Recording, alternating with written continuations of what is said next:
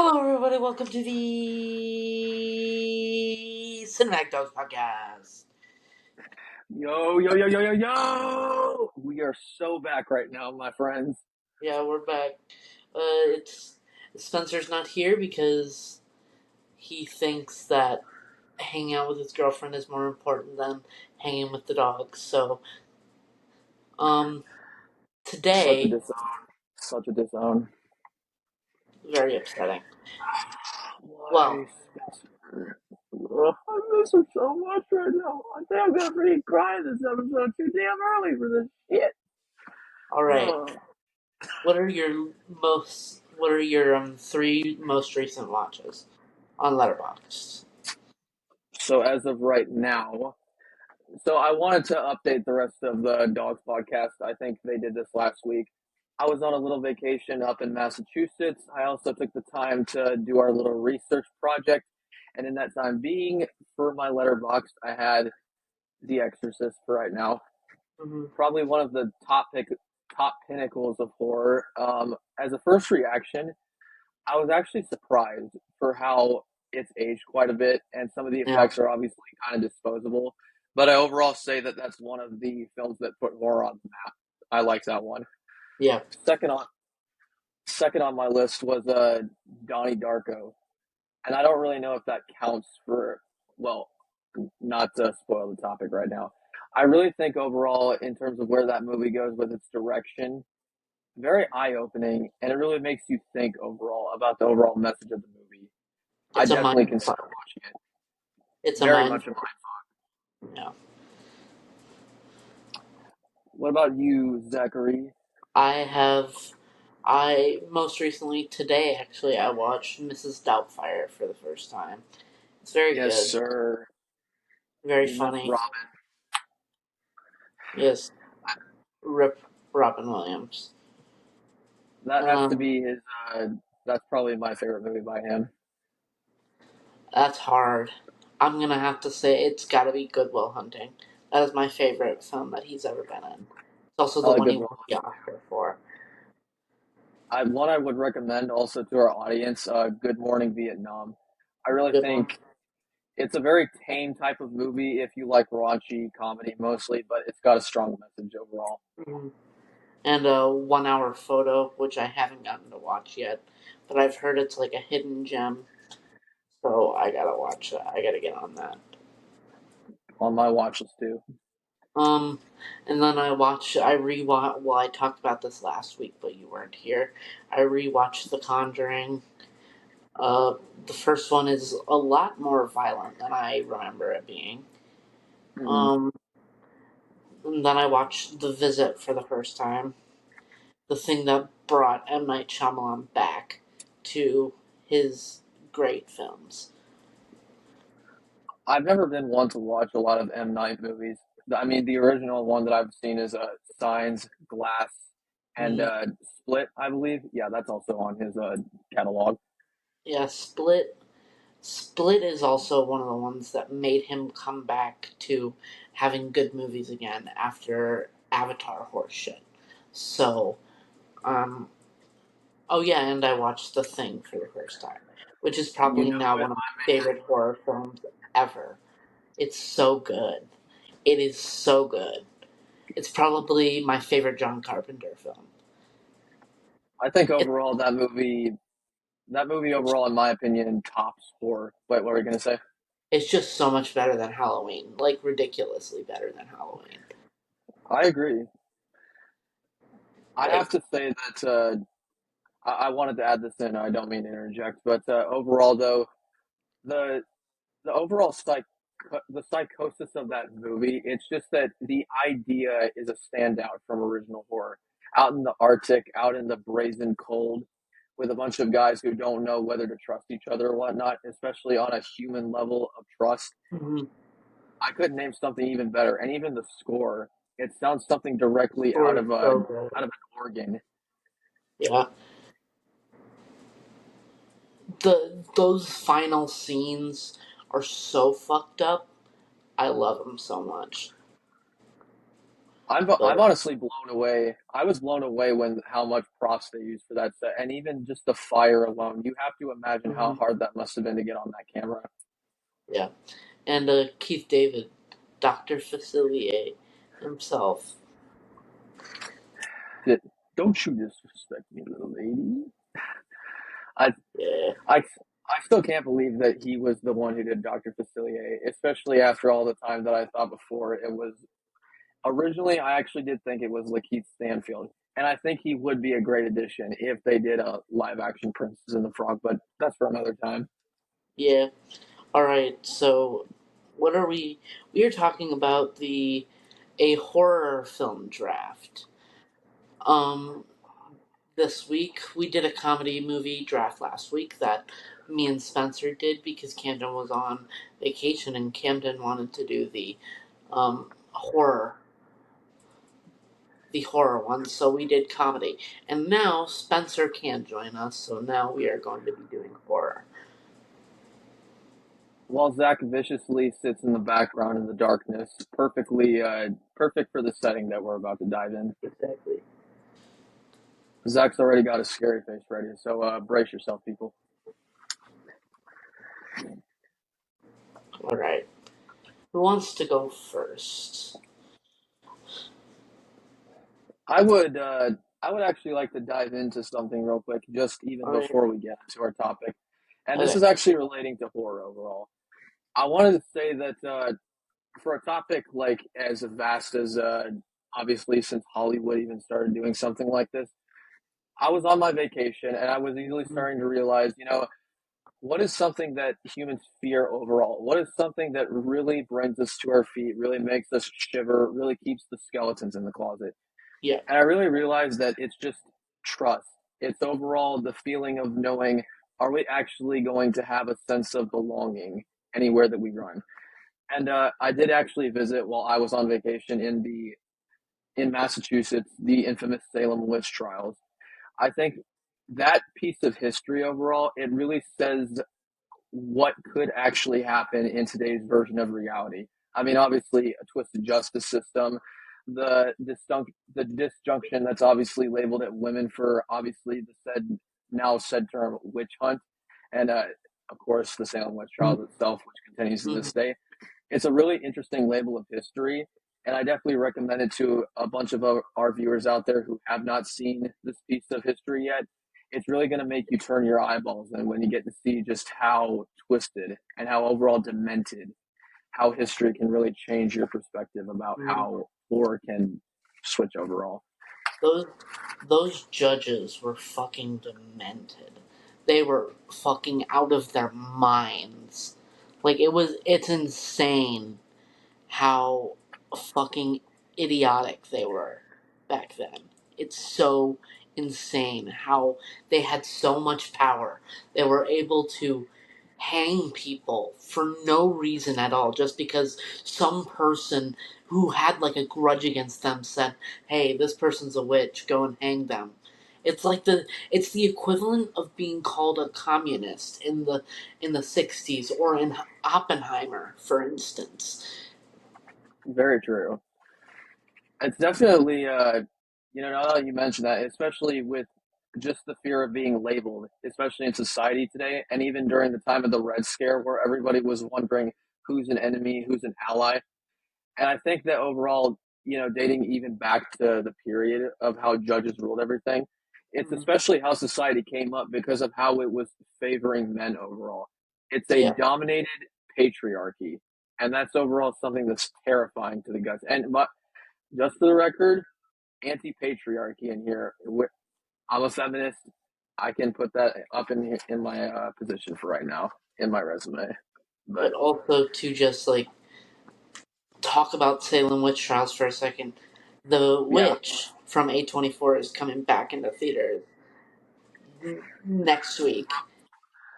I'd love to see some Robert Eggers, dude. The man is a visionary in his helm. I swear to God. The first time I watched that movie, I had to press the replay button. Had to press the replay button. I had no fucking words after watching that movie. I was my jaw was on the floor.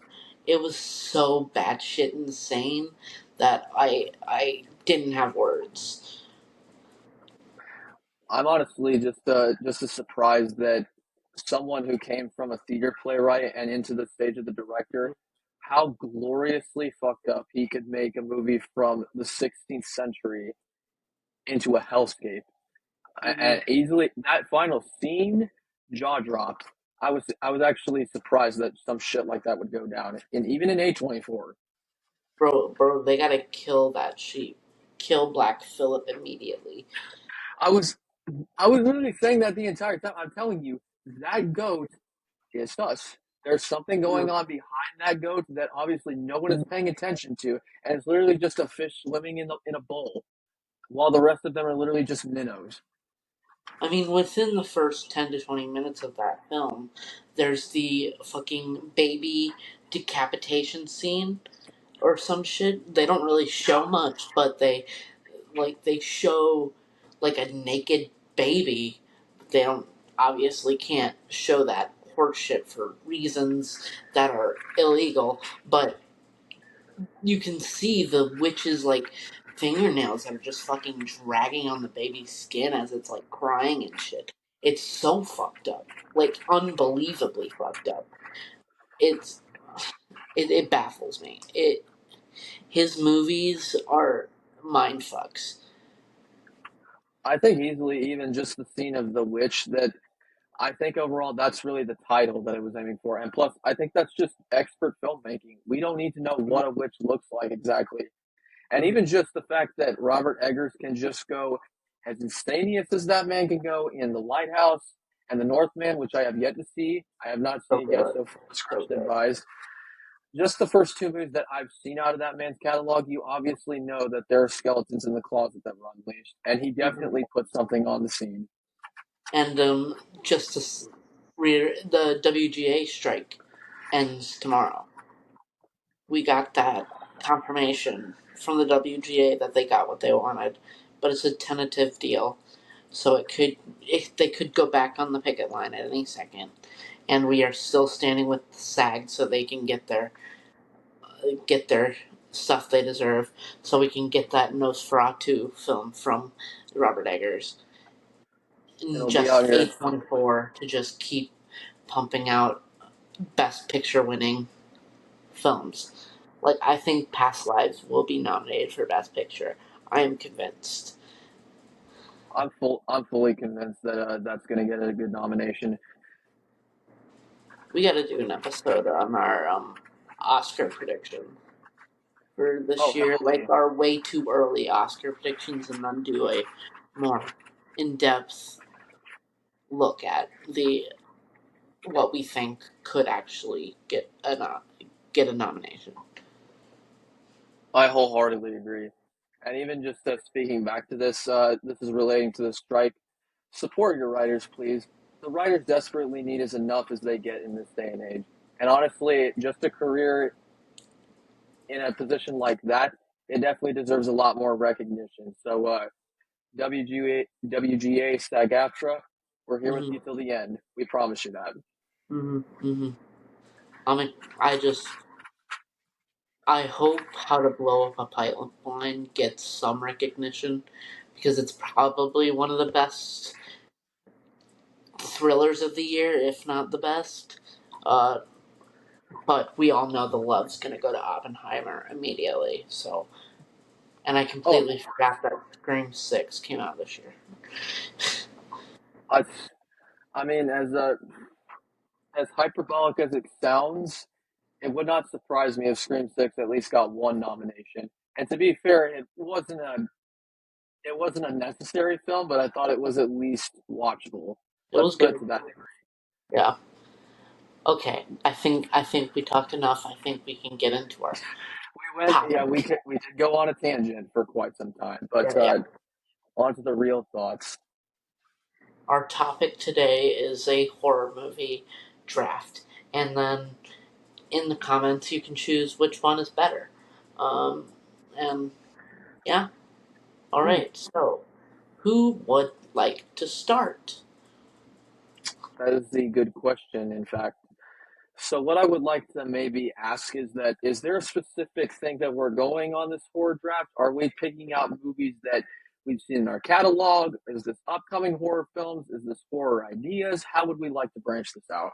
I mean, we would just like do like a draft of all the horror films that have come out in all years. No denominations, no specifics, just any horror movie that has come out Hmm. prior to recording. Now that has to be one of the most interesting topics we have ever gotten into. So let's dive in, as Yeah. they say. All right. So I guess I'll go first. I Um, got you. that I'm gonna pick for my first round just because I think you're gonna pick it for my first round. I'm gonna choose John Carpenter's The Thing. Ah, damn you.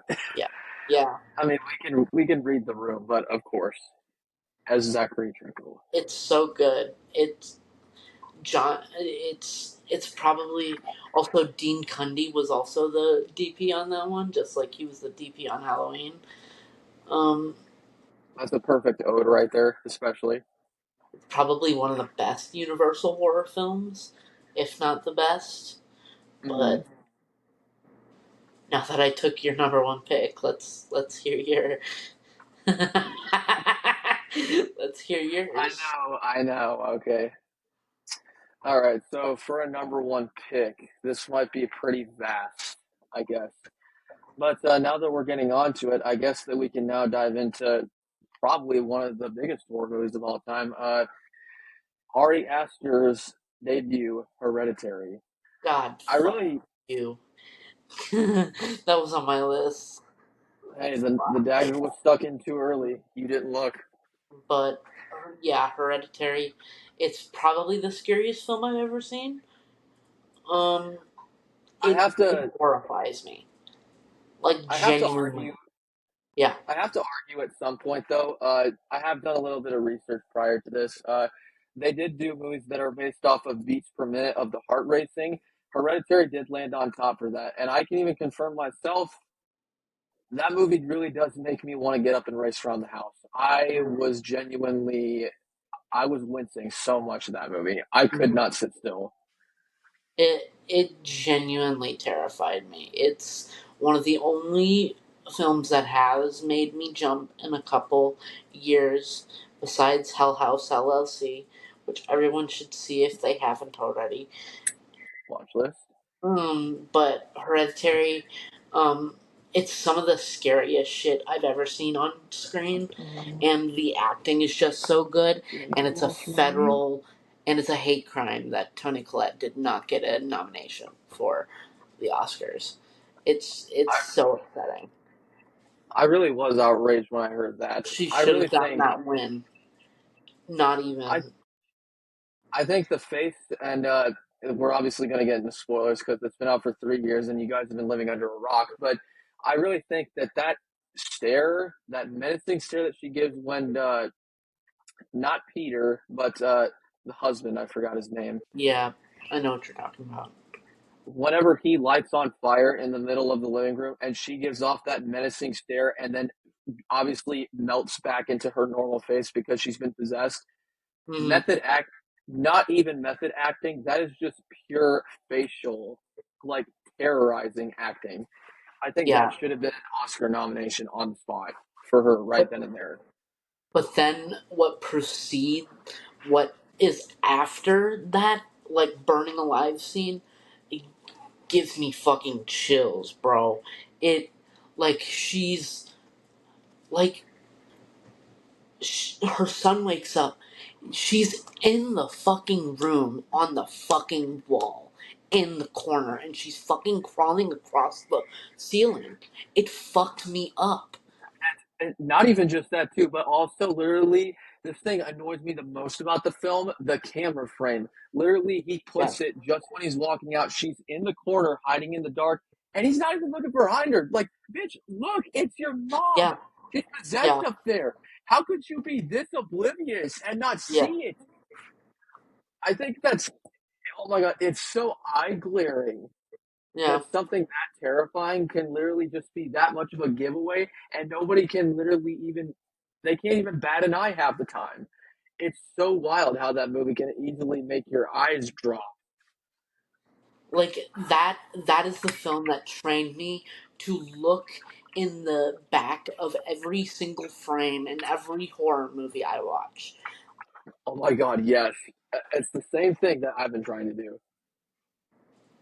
It's I just love that subtlety. It's not only is it creepy, it it it just it makes it just makes me so creeped out. It scares the living shit out of me. Just having someone in the background just watching you. You don't even know they're there, they're just watching you. It oh my god. No, I think what's even more creepy though, it's also the fact that you're obviously being, this is a movie, so obviously you're being filmed. But I think also what really took me off is the fact that they filmed this, and maybe it's also, this could be like a theory that I have, but also it's the theory that as they're being filmed, what if they're being filmed by somebody else? And this could be out of like pure projection or maybe even just out of pure terror.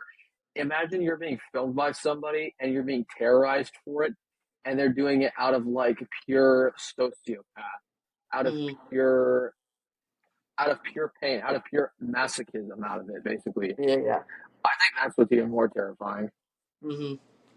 Like the script for Hereditary is also amazing. It's probably one of the best screenplays ever written. But I like, actually printed it. I have a PDF for it too. I printed that thing out. oh, I that's love awesome. reading through that.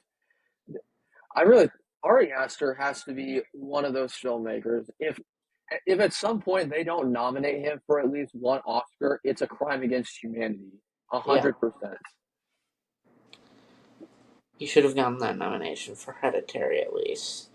It's more of a family drama than a horror film, I think it's just where it blends the line between horror, family drama, and horror. But I think that's yeah. what's smart about But also that fucking scene where she just sticks her head out the window, bro. The way my jaw dropped it. when his face, he just slams the brakes, and just her fucking head just goes clean off, and he just starts driving. It gives me I chill. I'm honestly just as baffled at the fact though that they actually let something like that happen, and literally I'm just wondering.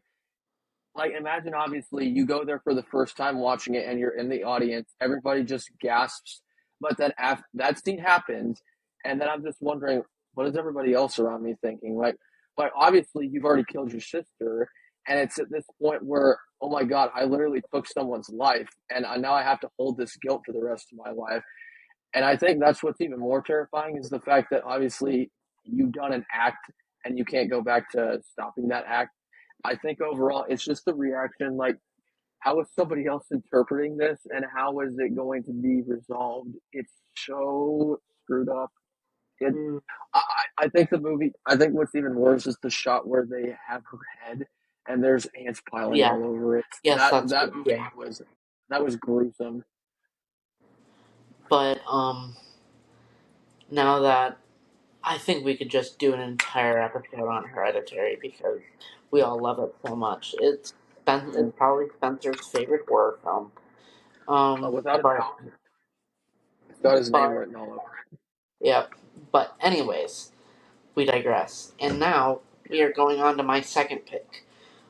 My second pick is Scott Derrickson's Sinister.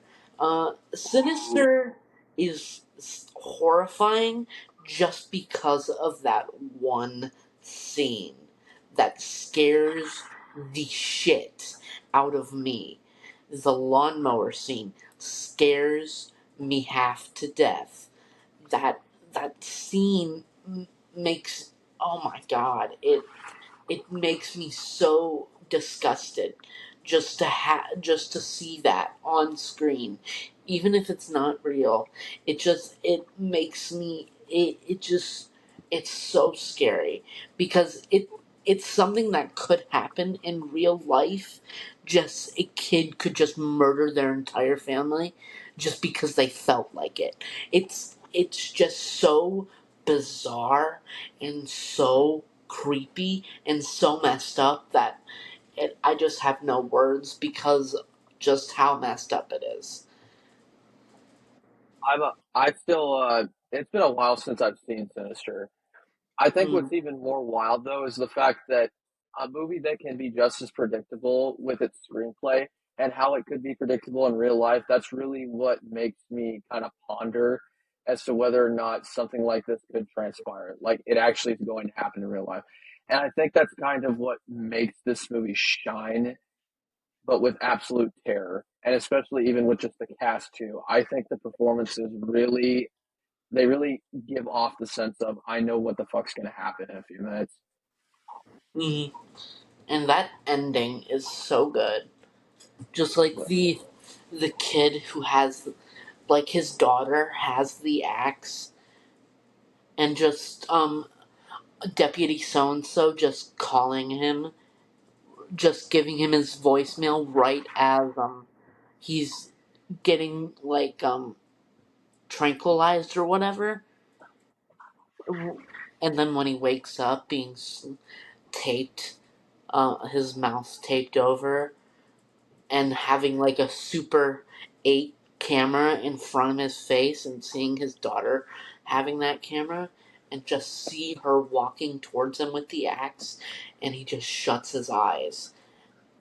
It's just, yeah. I think it I think even just like familial like having someone of your own family turn against you or something like that. I mean, Yeah. obviously we've seen The Shining, we've seen I think I saw Rosemary's Baby too at some point, Hmm. The Exorcist, all the classics. I really like how family horror actually like it basically trends the line with drama, and especially with Hereditary like that. Something like that actually would give me the creeps, even just having a nightmare about it originally. And I don't want to like blur that line obviously there, but something like that though, creepy straight down the line. I mean, Sinister is scientifically, like they did the test scientifically, that is technically the scariest film of all time. Scientifically, totally accurate. But now it is time for your number two. So, I obviously came a little unprepared for this, but this is one that I have not discussed a little yet, and this is a bit of a trilogy to be in fact. But I think what's on my line next is Paranormal Activity, the first one. The first one is good. I really like the first one. The other ones are, it goes from meh to terrible. Like, I think the best way I describe it, it's like the first Blair Witch Project. It's obviously it changed horror. It's obviously done with the camcorder, and it's obviously mm, something we've seen done and happen. But then after that, it's just like, man, this what are we watching right now? This feels like a yeah. Discovery Channel horror movie gone wrong. Hmm. I really like. I think overall, though, the first Paranormal Activity, though, it's really it's creepy at certain times, but I think overall though, it's kind of the fact that you're observing this couple. You're trying to see what exactly they're trying to achieve and what they're trying to get out of. And it's obviously there's inheritance of a demon at some point, and then there Hmm. obviously comes out the monster, which is never revealed at that point. I think overall though, it's just the tension, the rising amount of atmosphere in the movie, which I think is pretty hardcore, and I think just Hmm. the how much of how much of the terror is evoked just from the performances alone. I think it really capitalizes on the moment, especially towards the end, where we're seeing Hmm. how they slowly descend into madness, and especially seeing it from a security camera too, which is actually Hmm. kind of unique. Though I have to give them credit for that. But a movie like that, though, purely up there with horror movies. I mean, I just really like that first ending. The original ending where she's shown like slitting her throat in front of the camera, it's much better just because we wouldn't get the sequels that would tarnish the original's reputation. I didn't see the deleted scene too, but I don't think that the slitting throat is too far out of left field. I thought originally though her just throwing him across without even seeing what the hell was going on down there, that freaked me out enough. But the throat cut scene, not too bad of an ending though. Yeah, but yeah, that's a good pick. That's a good pick. Yeah. All right, all right. Well, my number three pick is I'm I'm gonna say the Blair Witch Project, just because it Mm, started an entire subgenre for horror. It it completely changed horror just as it is, and it probably has some of the best film marketing ever used. And the way it's just set up as a documentary gone wrong, it's just unbelievably so cool. It's so awesome how the internet how how the internet played such a huge part in that film's success because of the just like insane like website that MGM put out for that film. It's just unbelievable. It's something you don't see anymore. It's what allowed Hell House LLC. It's what allowed Paranormal Activity. It allowed Creep, which is an underrated horror film. I have to Dash catch Cam. that one. Dash Mm, Cam is terrible, but that's besides the point. Host, which is one of the films I you watched really that. like. So Um, freaking good. It's so yeah, good. but yeah. I think I really think Blair Witch Project, it's definitely up there with horror, especially with how well it's aged today. I think what really hits me home though with that movie, it's the performances. It's got to be the performances because Mm, obviously it's a bunch of granted, these are people that use their names in real life, not out of anonymity.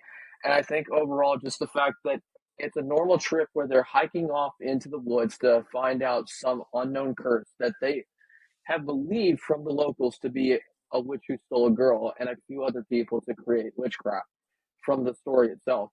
But I think overall, it's just the fact with how they take these three people who have been lifelong friends for a long time, and as they slowly descend from the middle of nowhere into, well, where the fuck do we go now at this point? mm. And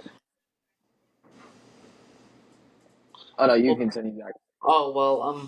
Personally, just that we're on the topic right now, have you seen the film theory about the Blair Witch Project?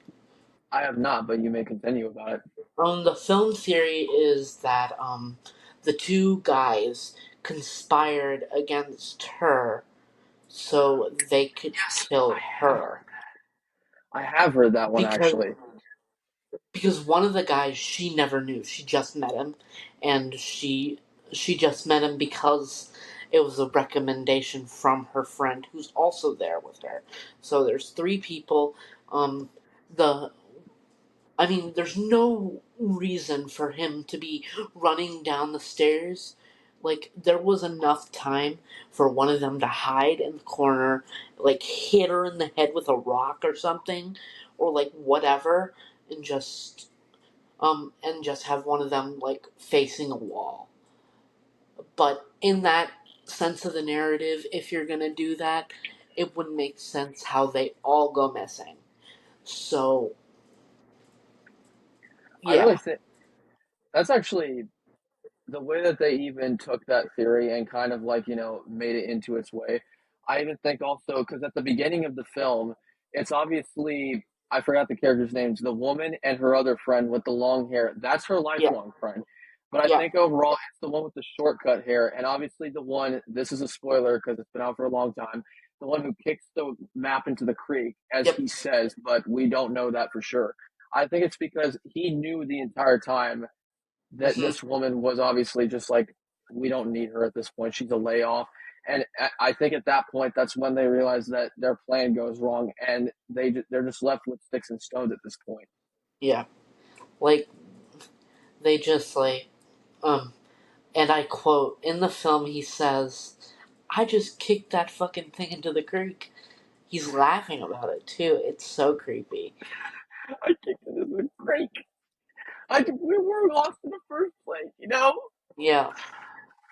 Like, you can see the descent into, like, anger that she gets because of the idiotic things that, well, the theory says that they're doing on purpose to lead her Hmm. to this one place where they could easily have set up just like a bunch of this stuff just so for an elaborate way to kill her. It's very Yeah. possible, but also highly unlikely at the same time. Because in that universe, why would they go missing as well? It would just be her. Unless there is actually a Blair Witch out there and she got to them before they could escape. Which is also possible. But, Mm. yeah. And plus, I think also what could maybe derail that theory is the fact that what if it was the fact that they were watched the entire time and they just didn't know about it at all? Because Mm, obviously there is the theory yeah. that yes, the witch has been I mean, going it's a on for some fact. time. It is a I think it's fact that really they were being possible though watched. that 100%. yeah, it's really possible though that they actually could have transpired this. But again, the paranormal they have no faith in humanity whatsoever. So they're going to Hmm. obviously throw a rock in the middle of it and just say pick your Yeah. take. It's a really good theory, though. Yeah, it is. Hmm. But, now it is your number three. Ooh. So now that I may go through my letterbox and actually find which horror movie I think maybe up there with me, um, how about we go through? Oh, actually, this is a good one. We actually saw this in theaters a little bit ago, but it's one of the most popular now to this date. It is Talk to Me. That's a good one. We did get to see that in theaters. And the theory, I'm still a bit iffy about the ending that Mm-hmm. happened because it's kind of open ended. I think I know what happened, but I've heard other people explain it to me differently. So Of course. I just want to know what your interpretation on the ending is. So I haven't really done a lot of research with the theory. I mean, I've heard the theory obviously that it's a lot like Hereditary, and that's really a Mm, it's a very easy way to tack that on the billboard. But I think overall, it's really just how grief can kind of overcome you and how you're able to just give into whatever's going to help you get through the process. And I think what's weird is that it was a demon or possibly the Satanist himself who cut off both of his limbs. And he was basically transpiring this the entire time because he wants his hands back. And he obviously picks out the victim herself. And that's kind of what makes her trust this anomaly of her mom. And then she ends up killing her dad as a result of it. And she tries mm, her best to fix everything. And hence, that's what causes the ending, aka purgatory, for her to fall into. And I think it mm, really ascends that level of did she actually get forgiven for her sins, or did she actually just fall back to hell? Because in the end, obviously, she gets reawakened and finds out I'm dead at this point, so no bringing me back. I think that's the most reasonable I've come to. But what about you? I would say that um, I think that the ending is that she obviously is being overcome by grief from her mother passing away, and she's getting these visions of her father, of her how her father maybe had something to do with her killing, which I don't believe is true. She just made it up in her head, but overall, the ending is, I think she died. Obviously, she died, Oh and yeah, but she could come back, and I think the next movie will be the people that talk to her, and then we get more interesting stuff about their story, about her story, and then they help her figure out what's happening. That's a pretty good way to describe it, Yeah. especially. I mean, the sequel itself, it's going to be endless whatsoever. I really think that overall, though, it's going to help her obviously come out of it, and let's not obviously hop on that train yet. I think Hmm. though the sequel it's going to have some interesting storylines, but I think a big part of it though is going to play with the Satanist. That's just my prediction. Hmm. Um, I guess we will move on. So my number four is I'm gonna say Ari Aster's Midsummer, his second Yes, film sure. his to Hereditary. It's not as good as Hereditary, but it's disturbing, if not more disturbing than Hereditary. Um, that fucking It's rock, definitely man. That it's fucking definitely more rock. eye glaring. Oh Jesus, not that scene. I I did not see that movie in theaters. I watched it on Prime Video. Yep. That scene, that's probably one of the scar. That's probably the scene that scarred me for life. I could not fall asleep for maybe an hour Hmm. after that. Yeah. Dear God. But yeah, you can continue. I'm very I'm very excited that the film is coming back into theaters, so I can see the director's cut back in theaters because I've never seen the director's cut and I really want to. Um, just I just am excited. I really liked Midsummer a lot. Florence Pugh is a great actress in that film. Will Poulter is also really good. He Um, was very underrated. yeah, Mm. and the guy from The Good Place was also really good. Just the entire cast was really good. Even some of the villagers were on point, even with them not trying to break half the time. Hmm. But also something that I came into disagreement with one of my other friends who told me to watch her Midsummer was that dude, the guy at the end. That is 100% sexual assault. There's no way it's not. He Mm. was R worded. He Mm. was 100% R worded. He Oh, you mean um Christian? yeah. Oh, a It, hundred. Oh, yeah, that was close. That was 100% right on top with what he was saying. yep. Technically he was like yeah, he was still conscious, but he was possessed. He Mm. didn't want to do that, and that just made her go crazy on top of the already like weight of her family getting murdered by her sister due to carbon Mm. monoxide poisoning, which is probably one of the worst ways to go, to be honest. I Like, mean, heck, even with the smoke detectors not going off either, that's I also know, kind of creepy. yeah, it just that opening is so eerie. Like the way it just like it starts like right there.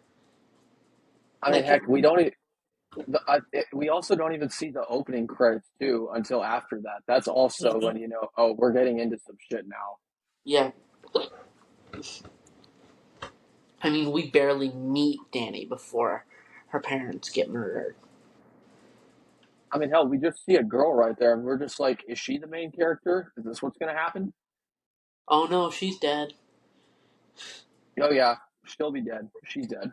And then she thinks it's her fault the entire time because her sister has told her about it for like a couple months, which I think it may be her fault. It could be.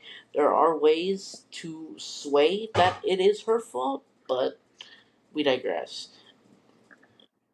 There have been a lot of theories, especially about what exactly caused that to happen, and especially even with the journey over to Midsummer itself. Yeah, and it's also the brightest horror film ever. Oh Like, yeah, the colors for that movie. Wow. yeah, like the beginning is just so dark because not only the subject matter, but because it's at night and it's so dark, you can't really. Mhm. But I just love the way that um Ari Aster filmed that scene between Danny and Christian, like right before they leave, like where Danny's in the mirror and Christian's right there. That that scene is so good. It it's it's probably one of the best shots I've ever seen in a for a discussion film Yeah. in a film, but I've tried to recreate that so many times. It's so difficult. It is so difficult to do for me, You, at least. you got to hire a photographer like that to make that money. If only, if only. Hmm. But let's move on to your number four pick. Wow. So, I think this may be one of the most more common takes, especially because this is obviously a very well-known one. But I'm gonna go with the OG Texas Chainsaw Massacre, 1974. I'm gonna be honest. I've actually never seen the original Texas Chainsaw Massacre. I've never seen Really? any of the Texas Chainsaw Massacre movies. I mean, to paint the picture for you, I've also never seen the sequels just because I'm very wary about what movies I watch. But I've become a lot more open-minded now. I'm willing to watch any movies at this point. So bygones be bygones. If the sequels are trash, let them be. We just enjoy them for what they are. But Yeah. on to the original. This movie, it's got quite a history to it, especially behind the scenes where it was apparently reported that everybody on the set hated each other's guts so much, especially with the record heat Hmm. that was going on, especially during the filming in Texas. I think it was like reported to be 120, even just Yeah. the heat warning, especially. But even also the fact that the sets on this movie look so realistic to the point where Mhm. you actually feel like you want to barf or you actually feel like you're inside a gross, decrepit house. And literally just the fact that it is a horror movie designated based off of a psychopath who has a whose only innate goal is to kill people, slaughter, and literally put them on a meat hook and then literally watch them as they get carved and cremated. Well, Hmm. not cremated to be exact, but what I was trying to go with. But it's also the fact that you don't know what this dude looks like behind his mask, and he just makes it off of people's faces. It's What's just even so creepier What's yeah. even Go ahead. creepier is that film is based on a true story. It's based on Yeah, a real life horror. I mean, serial killer Ed Gein, who's also a little bit based off of who Norman Bates is also a little bit based off of he did have a very big influence. Mm-hmm. because of his mother thing. Like Ed Gein had like a obsession with his mother. He not only did he wear a mask of human skin, but he wanted to he wanted a bunch of he wanted to make a women's suit. He wanted to be Oh like his yeah, mother. he wanted to like, basically embody his mother all over Yeah, again. Such a child detachment, I guess, or family reunion in the most fucked up way possible. yeah, I really think that the way that, especially with Texas Chainsaw Massacre, but how serial killers have an impact on how dark, decrepit, and just how human, especially, they can become to be with horror movies today. And Texas yeah. Chainsaw Massacre definitely fits the scope. I mean, heck, it's the 70s. It's about the time when we're going through the Depression era all over again with the economy. Uh, Horror basically was defined through a new spectacle. We had The Exorcist, we had Rosemary's Baby, and obviously we have Toby Hooper coming into play. So it was a pretty good time, and especially I think the box office was pretty high for this movie too. How high was it actually for Texas Chainsaw Massacre? I honestly don't know. I found out recently that Jaws actually made 470. Well, that makes sense. It kind of made people scared of the water. I mean, heck, it made people scared to jump in the pool. Yeah, It was it was actually not that high. 30.9 million. but if you calculate that to our inflation rate, who knows how much more that is? Oh, probably somewhere in the billions. Imagine. Probably in the 100 millions, I would think. I was exaggerating, but of course, Yeah, horror movies overall, they're definitely going to get the expectations they need, yeah. especially for marketing. And then for my final pick, I'm gonna Mm. choose Alfred Hitchcock's Psycho, which is Damn it. it was that your last one? Psycho. Yes, I have a Just psycho because too. I love that movie. Hmm. It's also a great it has a great ending. Like It's one of the most iconic endings. it started it started like the craze of killing off your most famous actress first. It started that, and then Scream picked it back up when they killed off Drew Barrymore, and they Hmm. killed off um Jamie Lee Curtis's mother. So That's right. um but um his the mother's voice in his head is just so creepy to me. Like, just to have that voice always playing in his head and just have that final line with that score. The final line with the score, it's like, they'll see, and they'll know why he wouldn't even harm a fly. If you're listening to this, he's doing the Norman Bates smile over there, which is so creepy. And actually, just to put the cherry on top, it also was pretty infamous for Stanley Kubrick movies.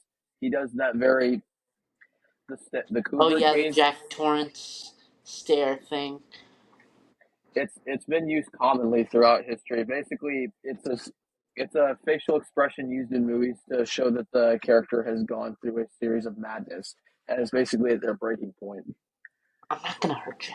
I'm just gonna bash your brain. I'm gonna bash him right the fuck in. Yeah, Such a dark movie, it. without any But hesitation. this is kind of off topic, but a film that I gotta just like talk about for like a little bit because I have like a little thing about it. Go right Because ahead. it took it like 10 years to be made. Like they made in like 2007. It didn't get released until 2018. The Poughkeepsie tapes. That is one of the worst films I've ever seen. It's Mm. so graphic. It's so vile. Like I get that it's supposed to be a mockumentary. I can't watch it again. I did. I could barely watch it all in one sitting. It like, I can't believe the stuff that they put in that film just to give it the R rating that it needed. Oh no, it never got an R rating. It just got an NR rating because they just released it. It was originally going to be like a theater's release. They couldn't get the MPAA to give them an R rating, so they had to keep reshooting and keep delaying it and delaying it. But eventually, they just said fuck it and they released it on straight to DVD and digital. Um, the Poughkeepsie tapes is basically a series of tapes like VHS, but it's all tape. They're pretty much snuff films from a serial killer that the police obtained. It's Yeah, spliced in with little interviews from like specialists and stuff. Um, but the stuff that is on these tapes is some of the worst things you'll ever see on film. It what's even weirder is that it's MGM. It's not done by any fringe off the wall indie. production company. It's done by a huge movie studio that decided to greenlight this horrifying, unbelievable. It's the one movie that like TikTok was talking about for a really long time. Like Oh I dear saw God. just like I saw clips of it online, and I had to Google what the film was. I saw it was on Tubi, and I watched it, and I immediately regret it after that. That But that actually that sounds like it's got even a small revenue, like a small production. It sounds like they have a very limited DVD release, especially with Old Boy and especially with international films. That's what mm, the vibe's getting off for me. like I only gave it a 3 star, Damn. and actually one of the most recent reviews I can find, the most popular reviews is like the tagline is "fuck this movie." Oh my Yeah. Jesus. There's actually a movie. It's a pretty well-known horror movie. It's also French too, but I heard about this from Chris Stuckman at the first time. But it's called Martyrs. I've heard that Yes. movie at first was so controversial, in fact, that they had to ban it in at least 5 other countries for the time being. But it's just that the first time that I picked up a movie like that, never have I seen something as brutal, as battered, as, yes, obviously gory, as something with Martyrs. Hmm. And it's something I'd recommend only to people specifically who will get into the dirty, dark, and the disastrous type of stuff. Because this type of thing will not make you like want to fall asleep thinking about a horror movie you just watched. This is like keep you up in the middle of the night while hugging your pillow to the best of your ability. But yeah, you still have your stuffed animal by your side too to protect you. It's definitely a movie I'd recommend for some people though who are interested in taking a horror direction like that. It's just the history behind that movie though. It's really interesting to look back at. Hmm. Now So with horror, now you can you're continue. number 5. This might actually be a hard one for me to label down. And obviously, it's not perfect, so we're going to go with what we have, at least for my decision. But I think something that made me think for a little bit about this type of horror movie, and it's obviously one of the more well known and a little more of the less known horror movies, it's probably going to be The Shining. 100% The Shining. Mm, that's fair. It's got that's a good one. Um, but yeah, I I completely agree with that pick. It's one of my favorite Kubricks. It's not my favorite because 2001 just recently beat that one out. Oh, Um, yeah. because I haven't seen any of his other films. Oh no, I saw Full Metal Jacket, but it's not better than 2001. But it Yeah, might be better fair than The enough. Shining. I think The Shining it has its bad raps obviously here and there. And the first time Mm, I watched it, I kind of had like a obsession with it overall because I do go through my phases with ADHD. But I think this movie really has an impact overall with cinema and horror, the marketing itself, the fact that Stephen King also loathes it. Well, now he basically forgave it just because of Doctor Sleep. 100% recommend that to anybody out there. Me and Zach both do. Mike Flanagan, we're a little off topic with this, but one of the most underrated horror sequels ever to come out, and prequels to be, well, not prequels, sequel to be specific. yeah, The Fall of the Mm, House of Usher coming out it's coming out, baby. this It's, this week, I think, or maybe next week. I think it's next But week. yeah, It's an next week. October It's Edgar Allan Poe based on one of his short stories. Um, and release. Yes, yeah, I'm really excited for it, sir. especially after The Haunting of Hill House is so good. Oh my god. I really liked Blind Manor too. Blind Manor was underrated. I A think it lot of didn't get people as much really credit. didn't like Blind Manor. I didn't like it just because it wasn't as good as Hill House. I wouldn't say it wasn't as great. I think overall, though, it's just the direction that they took with it that kind of Like caught me off guard. it was more. It's a romance. It's a romance. 100%. It's hev- It's a it's romance. heavily it's heavily more towards that side. But back to The Shining, it's I think that this movie really just defines a movie that doesn't really have a definitive what's going on. And Mm-hmm. I think it's just the fact that Stephen King obviously he no longer loads this movie as to well from recent interviews. The fact that the stories that you've heard on set that Stanley Kubrick basically pushed everyone to thick and thin to make Mm-hmm. something like this happen. I think it's also just the level of the atmosphere, the feeling of isolation, the feeling of being surrounded in a big building that you don't know exactly what's going on. It's the idea that am I really being surrounded by somebody else or have I lost my sanity? Is my Mm-hmm. husband actually going insane? Is he actually going to kill us at some point? I think this movie just has such a vast level of atmosphere that's quite undefinable to point back to. And I don't want to obviously make this hyperbolic or put it up on a pedestal. It's not a perfect movie by any means possible.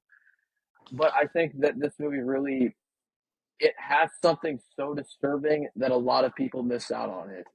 Mm-hmm. Something so graphic and disturbing that you just can't pin it down. Mm. All right. Well, with that being our final pick of the draft, we leave it up to you guys.